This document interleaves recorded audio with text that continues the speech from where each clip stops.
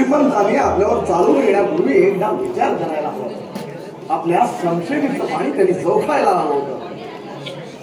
कालचा प्रकार ध्यानी घेऊन आम्हाला नाही वाटत की माधव पुन्हा लढाईला तयार होईल असं. काल आपल्या फौजेनं शर्त केली, पेशव्यांची छावणी बेसाव.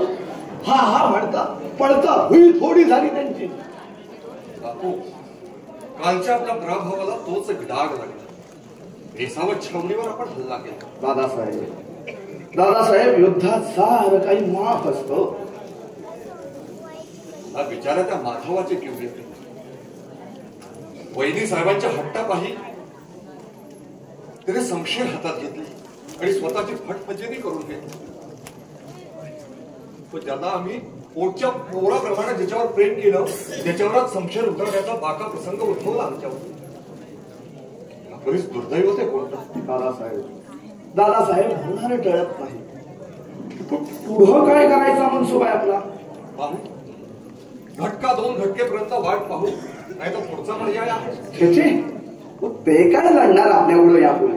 असल्या बाजार गुणक्यान करून का लढाया होतात? मी सांगतो, माझी खात्री आहे श्रीमंतांतर्फे कोणीतरी येईलच तहाची बोलणी करायला. माझी अटकळ तीच पाहूया. दादासाहेब संधी एकदाच येते, ती हातची दवडू नये. एकदा कायमचा काय तो बंदोबस्त करून टाका या प्रकरणाचा. बापू, या राघोबाला तुम्ही ओळखत नाही. ओळखतो आणि म्हणूनच भय वाटतं. कधी आपल्या मनात पुतण्याविषयी मायेची गंगा जागृत होईल आणि आम्ही जुळवून आणलेल्या या विजयावरती पाणी पडेल. बापू, तुम्ही चिंता करू नका हो. आश्रित म्हणून शनिवार वड्यावर पुन्हा पाऊल टाकणार नाही अशी प्रतिज्ञा करून बाहेर पडलोय आम्ही. याचं विस्मरण हे हीच विनंती. तुम्ही बेफिकीर असा. माधवाला असा बांधून घेतो की जन्मभर त्याला काहीही करता येणार नाही. आम्ही नुसतेच सेना दिला तर मुरब्बी मुत्सद्दी आहोत याची प्रचिती येईल आपल्याला. कसला गोंधळ लावलाय?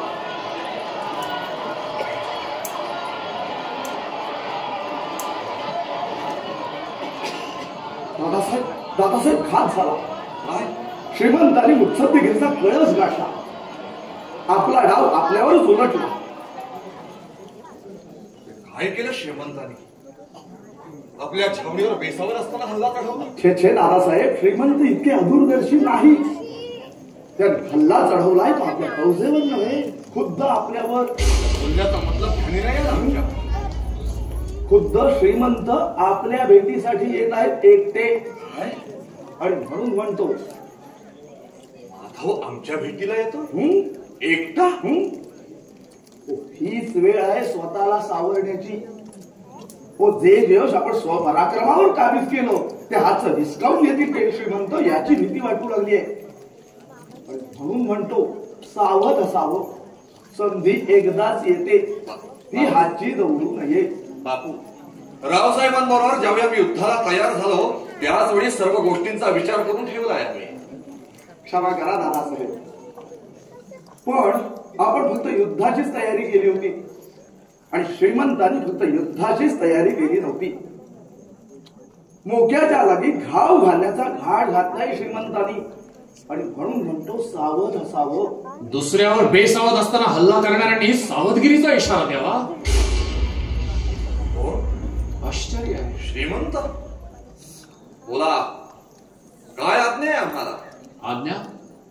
आज्ञा आता आपण करायची आम्हास. बोलून चालून आम्ही शरणागत. तुम्ही आणि शरणागत? आमचा कायमचा बंदोबस्त करून पायात मळामाण्याच्या बेड्या अडकवून पुण्याला घेऊन जाण्याची ईर्षा बाळगून आलेले माधवराव आणि शरणागत? काका काय बोलताय हे? आमची अशी कधीच इच्छा नव्हती. पण तुमच्या मातोश्रींची होती आणि आज बाजी उलटली म्हणून आला तुमच्या पायाशी. युद्धाची हौस मिटली म्हणून नाही. काका, युद्धाची हौस आम्हास कधीच नव्हती. आमच्या हौसासाठी संशय हातात घेतली. आमच्याशी तुमचं असलेलं नातंही विसरला. नातं उरलंय कोण आता आमच्या नात्याचं? आपण आमचे चुलते आमच्यावर शस्त्र घेऊन उभे राहिला आमच्या समोर. आणि नात्याचा उरलेला शेवटचा अवशेष सुद्धा कोसळून पडला. आपण वाडा सोडून आलो, आम्हास पोरक करून आला, न सांगता न सवरता आम्हाला नारायणाला शनिवार वाड्याला पोरक करून आलात. ते कशासाठी? पेशवाईच्या गादीसाठीच नाही दुश्मनी पत्करली. काका काका, दौलतीचा हा कालचा पेशवा उद्याच्या पेशव्याच्या पायावर हा पेशवाईचा शिरपेस ठेवत आहे. त्याचा स्वीकार करावा. काय केलंस तू? योग्य तेच केलं. राहुल पेशव्याच्या मस्तकापेक्षा विजयी पेशव्याच्या चरणाजवळ हा शिरपेस जास्त शोभून दिसतो. काका, नतमस्तकावर शिरपेस शोभत नाही. राज्य पेळण्याची कुवत ज्या देहात नसेल त्याच्या मस्तकी शिरपेस तरी कशाला? काका, इतके वर्ष या शिरपेचामुळे कपाळावरच्या ललाट रेषा दिसल्याच नाहीत आम्हास. पण आज त्या उघड्या पडल्या आमच्यासारख्या. आम्ही असताना तू उघडा कसा? स्वतःच्या मनालाच विचारून पहा ना काका. एवढी मोठी जबाबदारी पेळण्याची उमर नसतानाही ती पेळण्याचा यत्न केला आपल्या आधाराच्या भरोश्यावर. पण तो आधारही आपण काढून घेतला आणि आधार घेतला यवनांचा, ज्यांनी क्रूरपणे भाऊ काकांची विश्वासदादाची कत्तल केली, लाखो बायकांना अनाथ केलं, तरुणांची एक पिढीच्या पिढी गारद केली, मंदिर लुटली, मूर्तींचा विध्वंस केला, आया बहिणींची अब्रू घेतली. त्या यवनांशी हात मिळवणी करण्यापूर्वी या गोष्टीची दखल घेतली होती आपण. त्यांच्याच मदतीने पैठण लुटलं. पेशव्यांचा आधार एक पराक्रमी सेनानी आपल्याच मुलखात लूटमार करवतो. हे सारं करण्यापूर्वीच पुण्यात दिला ना आम्हास बोलला असतात, तर त्या क्षणी पेशवाईची गादी सोडून आपल्या चरणी रुजू झालोच तो सेवेसाठी. माधवा, मला लाजू नको. काका, या राज्याचा आम्हास कधीच लोभ नव्हता. मोह होता तो एकच, हे श्रींचं राज्य आसे तू हिमाचल व्हावं, पानिपतचा कलंक धुतला जावा. पानिपत मध्ये पेशव्यांचा गमावलेला विश्वास परत मिळाला नाही तरी चालेल, परंतु रयतेचा पेशव्यांवरील विश्वास परत मिळाला. काका काका, प्रत्येक वेळी नियतीचा क्रूर खेळ का खेळली आमच्याशी? राज्याचे आम्ही स्वामी झालो, पण ते देखील एका उद्ध्वस्त राज्याचे. संसार मांडला, पण त्यातही रमता आला नाही आम्हास. पराक्रमी नानासाहेब पेशव्यांचे पुत्र म्हणून जन्माला आलो. फक्त जबाबदारीचा काटेरी मुकुट मस्तकी धारण करतो.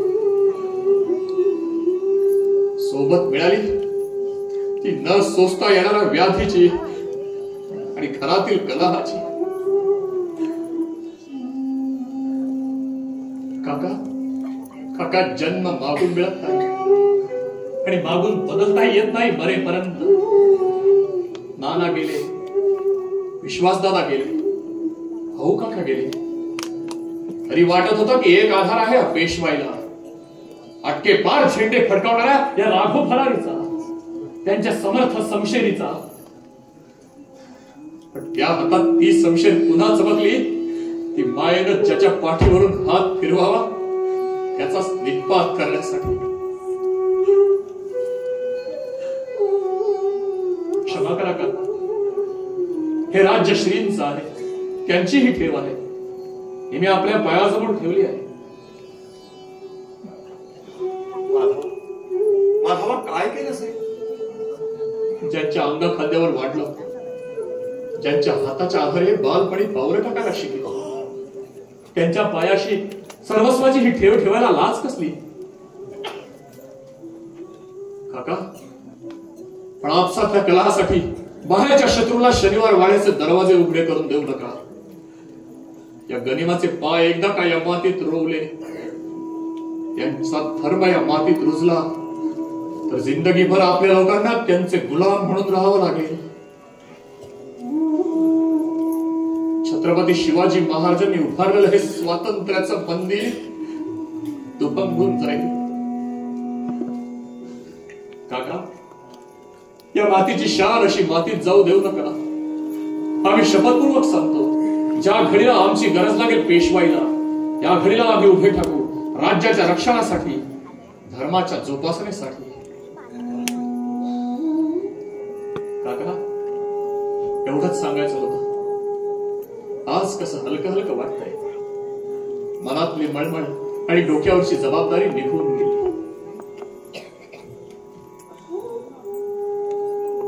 काका, काका आम्हा संध्या व्हावी. हा माधव, माधव, हा शिरपेस तुझा नाही, नानासाहेबांचा हा आहे पेशवाईची स्थापना करणाऱ्या श्रीमंत पेशव्यांचं. याची जागा चरणाजवळ असलीच तर ती फक्त श्री गजाननाच्या चरणाजवळ. माधवाला हे शिरपेस जन्माला येतात ते धारण करणाऱ्या त्यांच्या स्वामींच्याही आधी.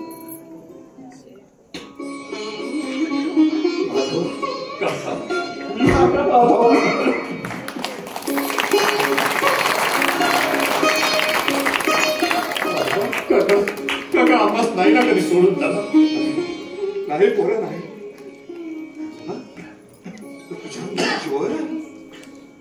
काका आमचा ज्वर आमच्या देहापुरताच आहे, परंतु मराठी दौलतीला जडलेला हा कलहाचा ज्वर कायमचा धुतला गेला पाहिजे. चिंता करू नकोस माधव, सार काही मनात उठतो. पण तू आपल्या प्रकृतीची अशी हेळसांड करू नकोस. काका, दौलतीच्या शत्रूचा बिमोड केल्याशिवाय आम्हा स्वास्थ्य लाभणार नाही. निजाम, हैदर, टिपू यांचं पुरेपूर पानिपत्य केल्याशिवाय आम्ही सुखानं या वाड्यात राहू शकणार नाही. छत्रपतींची दौलत जशीच्या तशी त्यांच्या हाती सुपूर्द केल्या विना आम्हा स्वास्थ्य लाभणार नाही. काका, काका आपली साथ होय आम्हास या पेशवाईला. दिदी, तू निश्चिंत, आमचा दिल साफ आहे तुझ्याविषयी. त्याची खात्री होती आम्हास. बस काका, काका तुमचा आधार लाभला. आता कळी काळाचाही भय नाही या पेशवाईला. बापू, आपल्या फौजेला सांगा, आपसातलं हे युद्ध संपलं. आम्ही जिंकलो, आम्ही हरलो. पण दादासाहेब, बापू, तुमच्या शब्दकोशातला पण हा वापरायचा बंद करा. नेहमी खटकतो आम्हाला. आम्ही आलो तो वर्दी द्यायला. वर्दी? कसली वर्दी? निजामाचे सरदार मुराद खान आपल्या भेटीसाठी येत आहेत. कशासाठी? शरणागताला हालायच्या अटींचा मसुदा घेऊन. शरणागत? कोण शरणागत? श्रीमंत माधवराव पेशवे आणि शरणागत? दिमाग ठिकाणावर आहे का आपला? हो, काका पुतणे आपला घरातला मामला होता, त्यात त्यांचा काय संबंध? पण दादासाहेब, निजामाच्या मदतीनंच आपण हा विजय मिळवला. मदतीसाठी आम्ही त्याचा हात हाती घेतला म्हणजे खरीदलं नाही त्यानं आम्हाला. बापू, प्रत्येक वेळी आम्ही दुसऱ्यांचे सल्ले घेतले, चुकीची पावलं टाकली, चुकीचे हात हातात घेतले.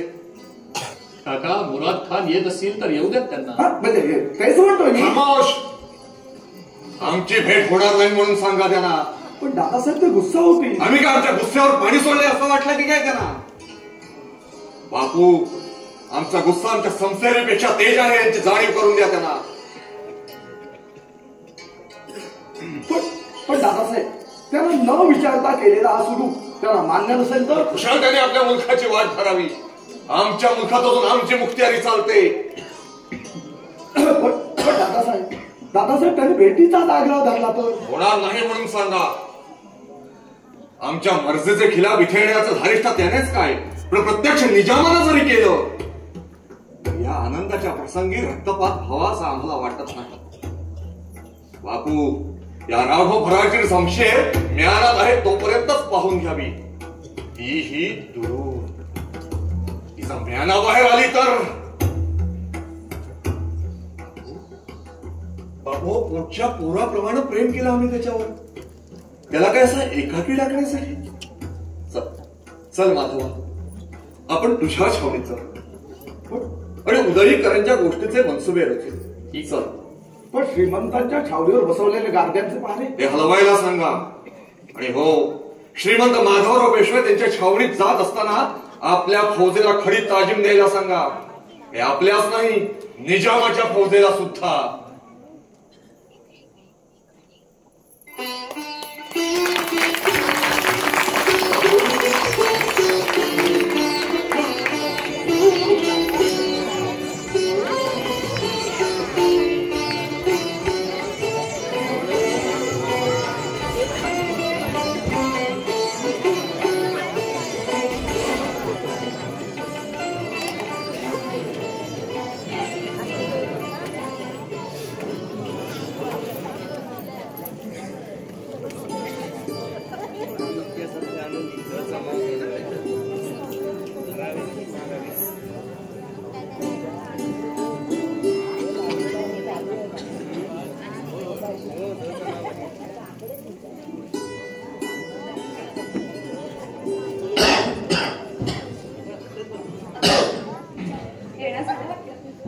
आपण यात काढली आम्ही हजर झालो. थांबावं थोडं. का म्हणून? थांबावं थोडं.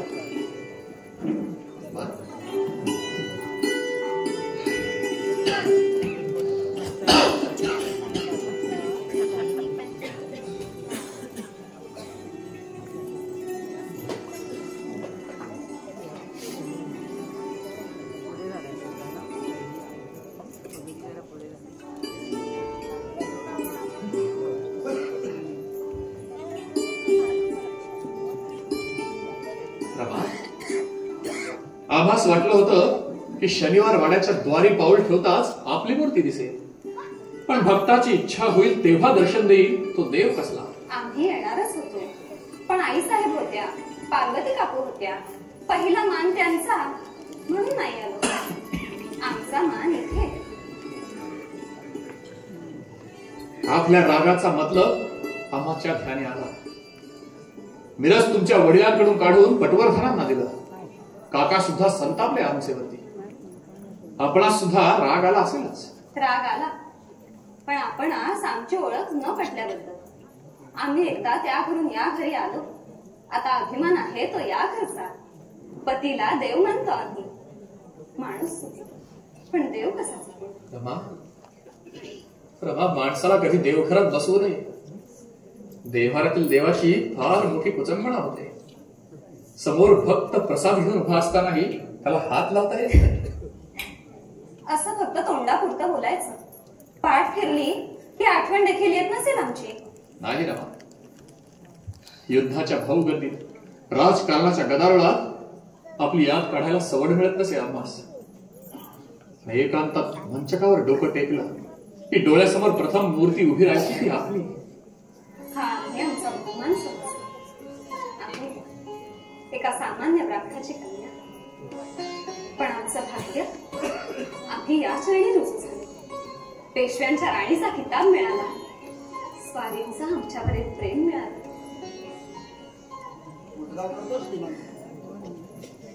या आपण आला फार बरं झालं. नाहीतर आम्ही आपणास बोलावून घेणारच होतो. आणि पानिपतचा पराभव थोडा का होईना पण धुतला गेला याचं चित्ते समाधान वाटलं. नाना, तो विजय आमचा नव्हता, आमच्या सैन्याच्या शौर्याचा होता. श्रीमंत, आम्ही इथे आलो ते आपल्याशी सल्लामसलत करावी हा हेतू धरून. सल्लामसलत? कसली सल्लामसलत? राक्षस भुवनाहून जी लूट आणली त्याचा विनियोग काय करायचा? निजामानं उद्ध्वस्त केलेल्या पुण्याच्या फेर उभारणीसाठी त्याचा विनियोग करा, आणि ती कमी पडली तर सरकारी खजिना रिता करा. सारा जामदार खाना, जवाहर खाना खर्ची पडला तरी बेहतर. पण पेशव्यांची ही राजधानी पूर्वीसारखी पुन्हा डौलानच वसली पाहिजे. याशिवाय लोकांचा राज्यकर्त्यावर विश्वास नाही बसायचा. श्रीमंत, आपण आणि दादासाहेब दक्षिणेत लढाईत गुंतलेले आहात हे बघून निजामानं पुन्हा लुटलं. सारी फौज आपल्या संगी होती. त्यामुळे आम्ही यवनांना रोखू शकलो नाही याची खंत वाटते. नाना, यात आपला काय दोष? परमुलखावर चालून जाताना आपल्या मुलखाचं रक्षण करण्याचा कडेकोट बंदोबस्त आम्ही करायला हवा होता. निजामानं आम्हास खाशी अद्दल घडवली आणि अक्कलही शिकवली. नाना राक्षस भुवनावर मिळालेल्या यशाचा आनंद पुन्हा उद्ध्वस्त करून निजामानं लुटून नेला. श्रीमंत, झाल्या गेल्या गोष्टीला इलाज नव्हता, त्यात आपली काय कसूर आहे? स्वारीवरून आम्ही आज येत होतो. विजयी पेशव्यांचं स्वागत करायला रस्त्यावर सौधावर लोकांची तौबा गर्दी जमली होती. लोक पुष्पवृष्टी करीत होते आमचेवर. आम्ही निरखून पाहत होतो. लोकांच्या हातातल्या फुलांपेक्षा त्यांच्या डोळ्यातले अश्रू अधिक सलत होते आम्हास. पेशव्यांनी बाहेर विजय मिळवला, परंतु त्यांची राजधानी त्यांना वाचवता आली नाही, ही त्यांची खंत होती. विजयापेक्षा पराभवाचे अवशेष रस्ती सलत होते आम्हास.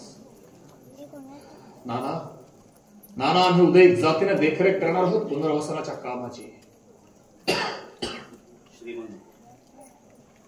या शास्त्री बुवा, आम्ही बराच काळ इथं नव्हतो.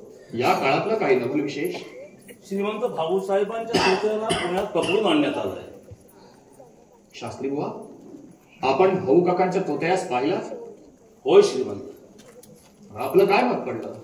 तो तोतया आहे याबद्दल आम्हा सर्वांची खात्री पटली. हा ना, तुमची सुद्धा? होय श्रीमंत. शास्त्री बुवा, मग आपला काय सल्ला आहे? श्रीमंत त्यास तोतया म्हणून जाहीर करावा आणि योग्य सजा देऊन हा गुंता सोडवावा. शास्त्री बुवा, हे प्रकरण इतकं सीध सरळ असतं तर तोतयाचा निवाडा करून त्यास सजा देण्याचा आदेश आम्ही आपणास केव्हाच दिला असता. पण आम्ही राज्य करते. राज्याच्या लालसेनं आम्ही भाऊसाहेबांचा काटा मार्गातून कायमचा दूर केला असं वाटेल लोकांना. आम्ही काहीही सहन करू, पण लोकांनी आमच्या संबंधी गैरसमज करून घेतला तर त्या घडीला आम्ही हे पद सोडून देऊ.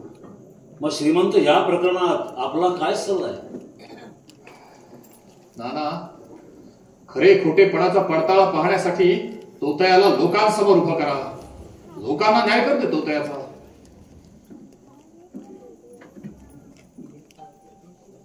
नाना, शास्त्री बुवा, आपण असे मोठात का? आमची ही करणी आपणास पटली नाही? आणखी एखादी गोष्ट बोलायची राहून गेली. श्रीमंत, आपण आजच मोहिमेवरून आलात. अशा प्रसंगी आपली मनशांती बिघडेल म्हणून अशी वार्ता आपणास सांगावी की नाही, आम्हास याचा संभ्रम पडला होता. शास्त्री बुवा, राज्यकर्त्या स्वतःच्या मनशांतीचा बाऊ करून कसं चालेल? श्रीमंत, काल सदरेवर एक वृद्ध मराठा सरदार आला होता. आपणास भेटण्याची त्याची मनीषा होती. काय विशेष? हो श्रीमंत, बात तशी विशेषच होती. सदरेवर तो आम्हा समोर उभा राहिला आणि ओरडला, मला न्याय हवाय, मला न्याय हवाय. पण तुम्ही सारे ब्राह्मण, तुम्ही काय न्याय देणार मराठ्याला? काय असं का म्हणावं त्यानं? हे राज्य ब्राह्मणांचं नाही, मराठ्यांचंही नाही. हे राज्य आहे श्रींचं.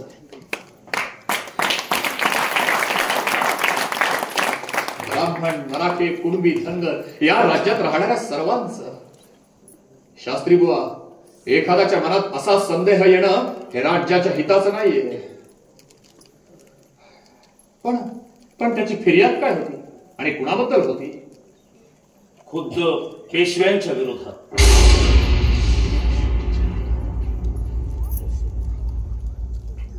तो म्हणाला, कुंपणानं जर शेत खरलं तर आम्ही तक्रार करायची कुणाकडे?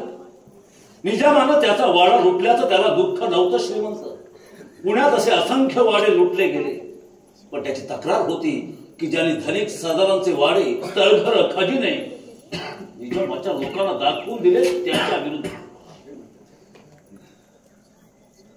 शास्त्री बुवा, कोण आहे तो फितूर? श्रीमंत, आम्ही त्यास त्या फितुराचं नाव विचारलं आणि त्याने सांगितलेलं नाव ऐकून आम्ही सारे चकित झालो. आपल्या हस्तनीत असले विषारी साप निघावेत या विचारानं रात्रभर आम्ही निद्राही घेऊ शकलो नाही श्रीमंत. शास्त्री बुवा, हा अपराधी कुठेही असला, प्रत्यक्ष पेशव्यांचा नातेवाईक जरी असला तरी त्याला क्षमा नाही. आपल्याला न्यायदेवतेची चाळ आहे याचा आम्हास विश्वास आहे आणि म्हणूनच त्या अपराध्याचं नाव आपणासमोर जाहीर करायचं. सांगा. त्या अपराध्याचं नाव आहे सरदार मल्हारराव रास्ते. आपले सख्खे मामा, मातोश्रींचे बंधू.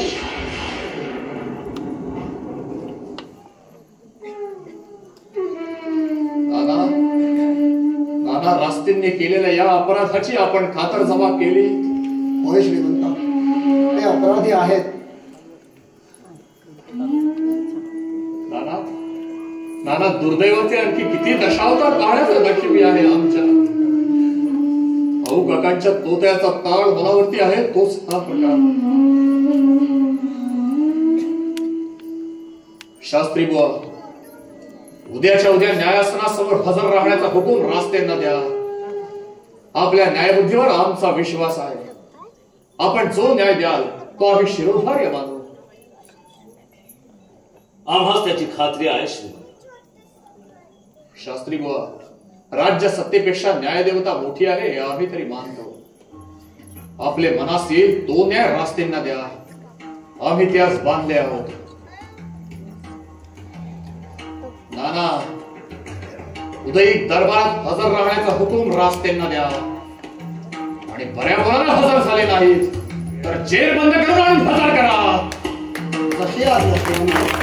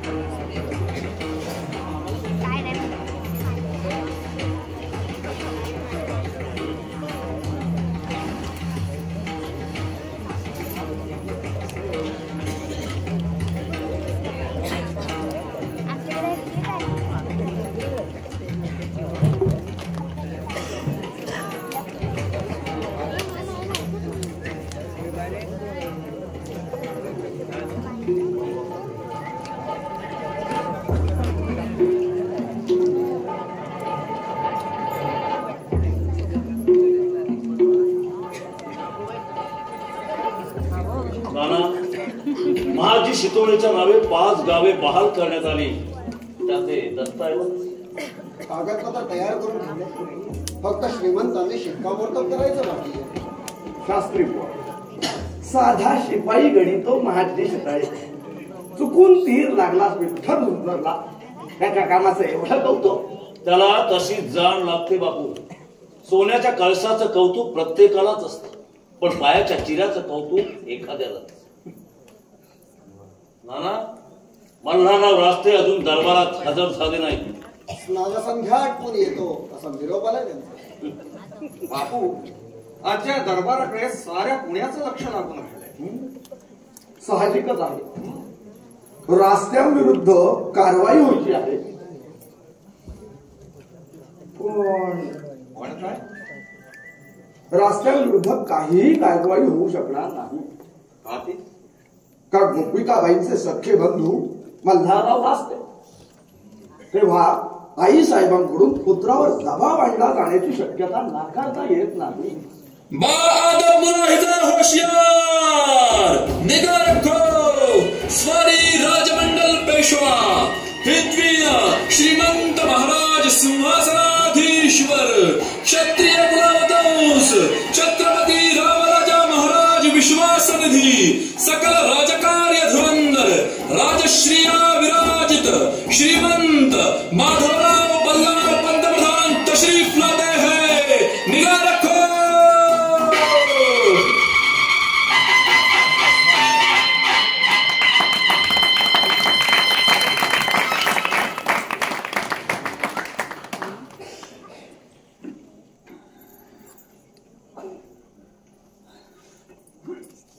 श्रीमंत, आपल्या राक्षस भुवनाच्या विजयाच्या वार्तेचं अभिनंदनाचं पत्र सातारच्या छत्रपतींकडून आलंय. ते आपल्या दरबारी आदित केलं. शास्त्री बुवा, आम्हास पित्या समान असलेल्या छत्रपतींच्या नुसत्या खलित्याच्या दर्शनानंच आमची उमेद आणखी वाढली आहे. राक्षस भुवनावर मिळालेल्या यशाचा आनंद द्विगुणित झाला. शिरपेचा आणखी एक तुरा चढला. पण शास्त्री बुवा, हा विजय आमचा नव्हता. काकासाहेबांच्या, त्र्यंबक मामांच्या, आमच्या फौजेच्या शौर्याचा होता.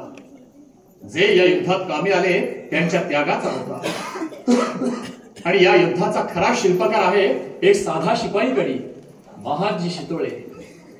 निजामाचा दिवाण विठ्ठल सुंदर याचा शीर त्यानं भाल्यानं अचूक वेधलं आणि तिथून निजामाच्या पराभवास सुरुवात झाली.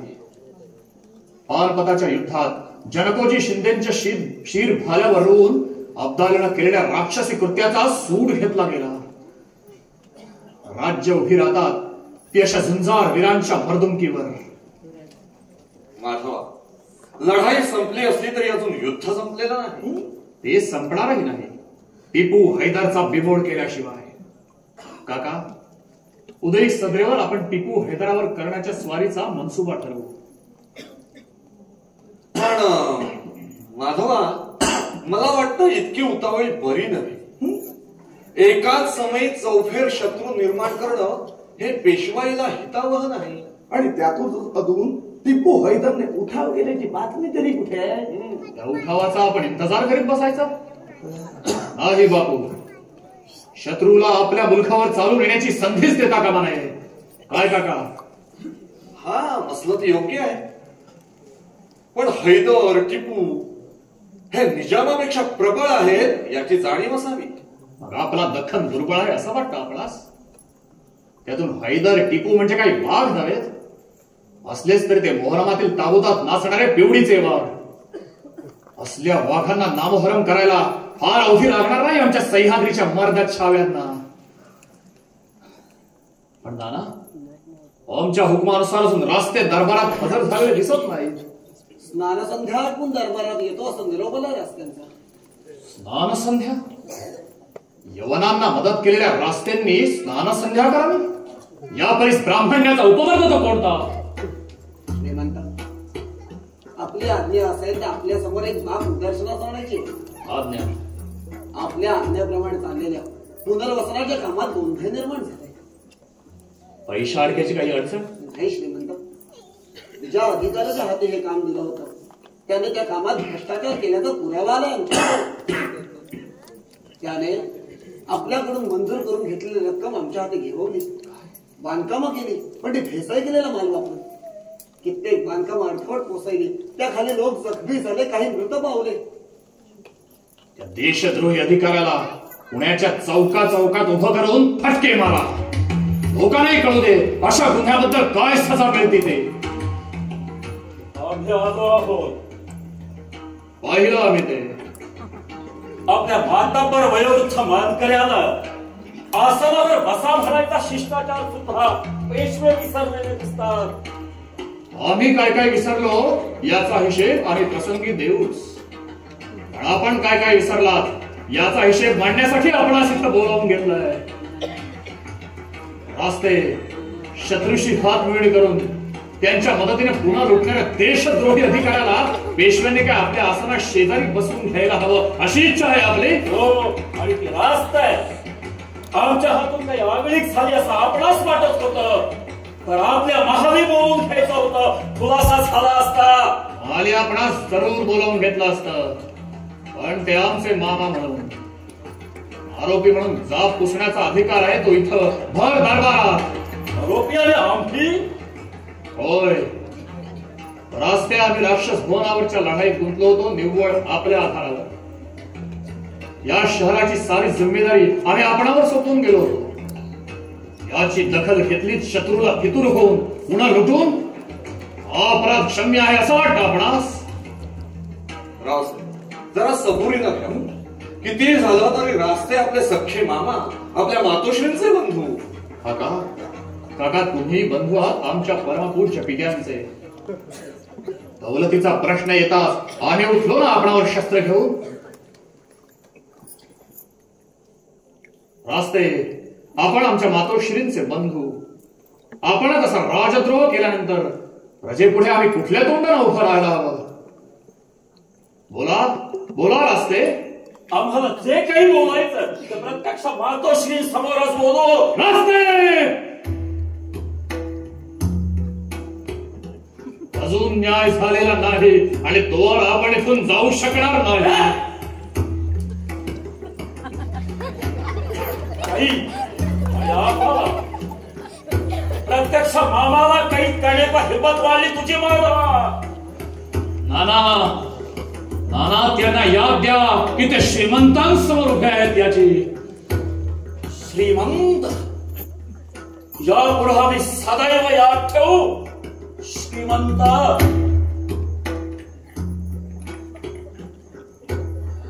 शास्त्री बुवा, आपणासमोर सारे पुरावे आले आहेत. आपण जो न्याय द्याल त्याला आम्ही बांधले आहोत. रावसाहेब, मला वाटतं आपण अजूनही विचार करावा. विचार करून निर्णय घ्यावा आता शास्त्री बुवांनी. ते जो न्याय द्याल त्याला आम्ही शिरोधार्य मानतो. शास्त्री बुवा,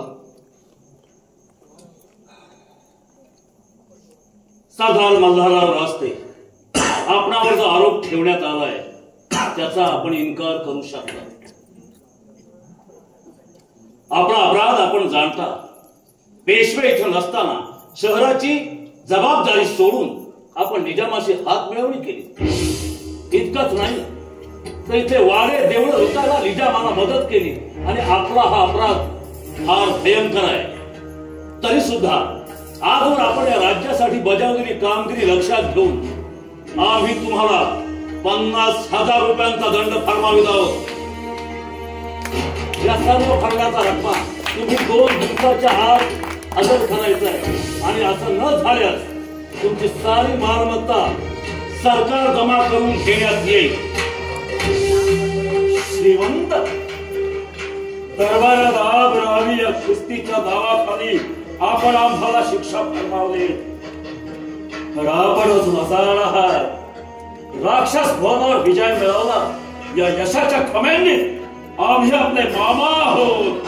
आपल्या मातोश्रींचे बंधू आहोत याचा विसर पडलाय आपल्याला. हा आमचा नाही तर प्रत्यक्ष मातोश्रींचा अपमान आहे माधवा. रास्ते, तुम्ही पेशव्यांसमोर बोलत आहात हे विसरू नका. आपण आमच्या मातोश्रींचे बंधू असलात तर ते पाहाले, दरबारात नव्हे. इथं तुम्हाला आरोपी म्हणून उभं करण्यात आलं आहे. आपला राजद्रोह इतका मोठा आहे की त्या मनानं शास्त्री बुवांनी दिलेली सजा फारच सौम्य आहे. रास्ते, मुकाट्याने दंडाच्या रकमेचा भरणा करा. न्यायाची मसनत आहे. कुणाची शिफारस चालू देणार नाही. आमच्या आईसाहेबांचीच काय, प्रत्यक्ष छत्रपतींची सुद्धा.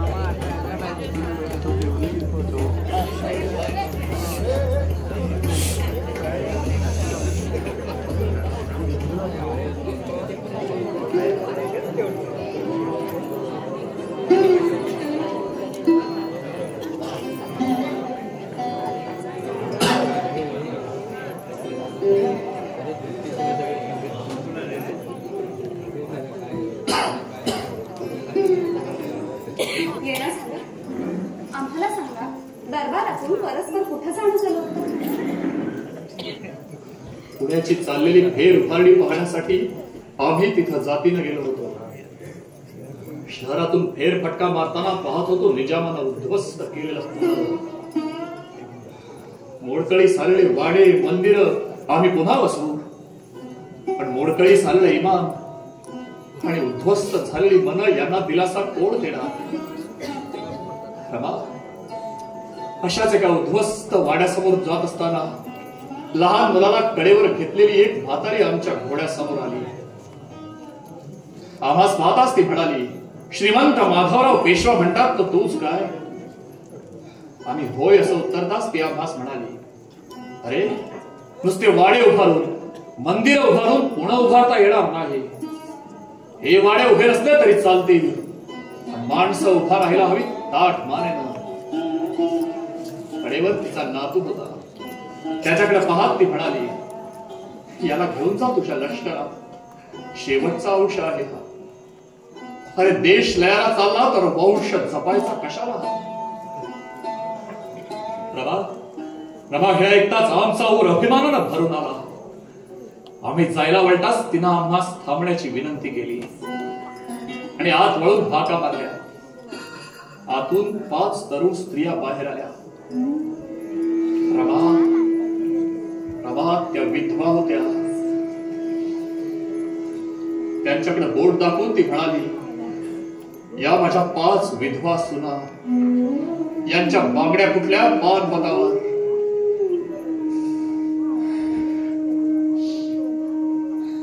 हा कुंकवाचा करंडा रिकामा आहे. ज्या दिवशी पानपतचा पराभव धुवून काढशील त्या दिवशी हा करंडा कुंकवाला भरून आणून दे. त्या दिवशी माझ्या 5 सुना कुंकू लावतील त्यांच्या मेलेल्या नवऱ्याच्या नावावर.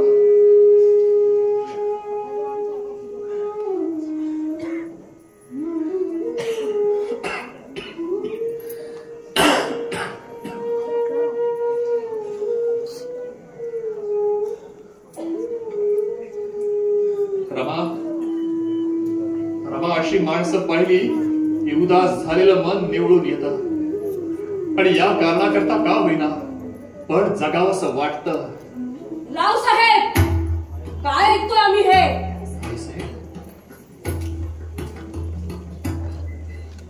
भाईसाहेब कुणाबद्दल बोलता आहात आपण? रस्त्यांबद्दल.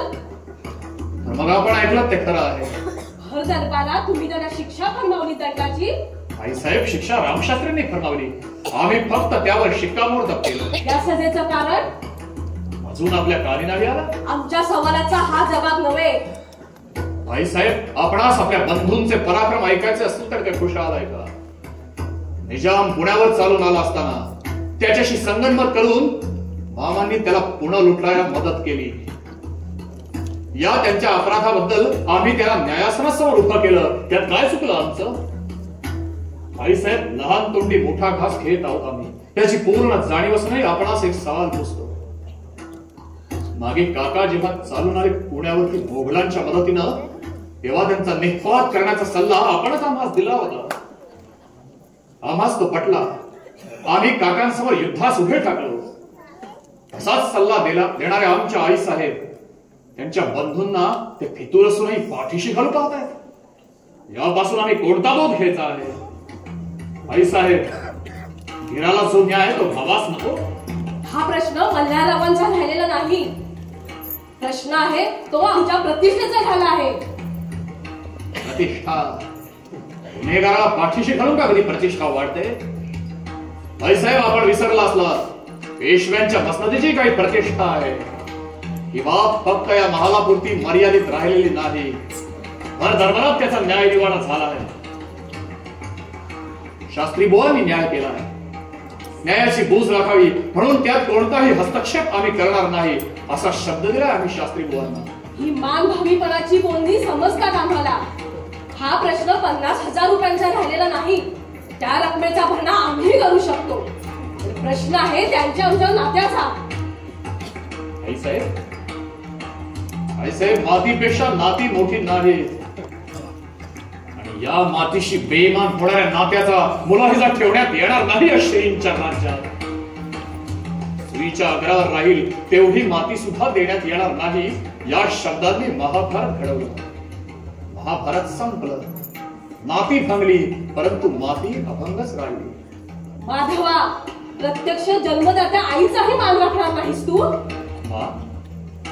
आई साहेब, हे पेशवेपद आपल्या कृपेने मिळालंय. आपल्या पायाच्या पुण्यानं आजवर राखलंय आम्ही.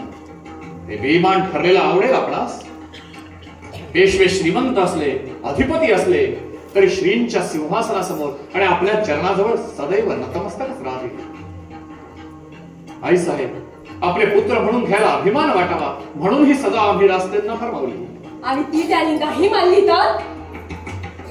आई साहेब, जर तर हे जरकारी अलंकार राजवस्त्रावर शोभून दिसतात. राजकारभारात ते रुचत नाही. शिस्तीत ते बसत नाही. रावसाहेब, कुठल्या धुंदीत बोलतात आपण हे? बुंदी असलीस तरी ती छत्रपतींच्या वारसाची आहे. छत्रपतींच्या सेवकाची आणि पेशवेपदाच्या वारसाची आहे. एक राज्यकर्ता म्हणून आम्ही अन्यायास सजा दिली. आमचं कर्तव्य आम्ही केलं. तुमचं कर्तव्य तुम्ही करू शकता, सजा देऊ शकता. पेशव्याला नाही, आपल्या पुत्रास माधवाला. आम्ही फरमावलेली सजा आमच्याच मुखातून ऐकायची तुम्हाला. आई साहेब, ज्या मुखातून आई हे मंगल नाव उच्चारायला शिकलो त्या मुखातून सदा देखील ऐकू आम्ही. माधवा, तू आमचा निर्धार जाणतोस. सुटलेल्या बाणाप्रमाणे सुटलेले आमचे शब्द आम्ही कधीही परत घेत नाही. तुम्ही रस्त्यांची सजा माफ केली नाही तर एक क्षणभर देखील आम्ही या वाड्यात थांबणार नाही आणि मरेपर्यंत आपलं मुखालोकनही करणार नाही.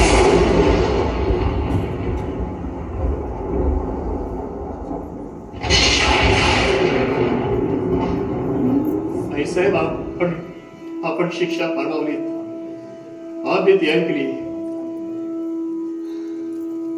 आपला न्याय आम्ही जाणतो. परमेश्वराचा न्याय चुकेल पण आईचा चुकणार नाही. आई साहेब, जाण्यापूर्वी एकच मागणं आहे. आपण दिलेली शिक्षा जास्तीत जास्त कठोरपणे अंमलात यायला हवी असेल तर कमीत कमी आयुष्य आम्हास लाभावं एवढाच आशीर्वाद द्या.